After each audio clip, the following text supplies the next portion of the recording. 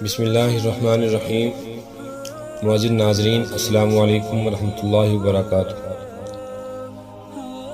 آج آپ کی خدمت میں پیش کریں گے حضور اکرم صلی اللہ علیہ وسلم کے معجزات۔ نمبر 1، قرآن سب سے بڑا معجزہ ہے۔ حضور اکرم صلی اللہ علیہ وسلم میں معجزوں میں سب سے بڑا معجزہ قرآن شریف ہے، جس کی ایک صورت کے برابر عبارت بھی کوئی نہیں بنا سکتا، اور قرآن شریف میں گزری ہوئی اور آئندہ کی سچی غیب کی خبریں بھی موجود ہیں۔ نمبر 2، بیت المقدس آنکھوں کے سامنے۔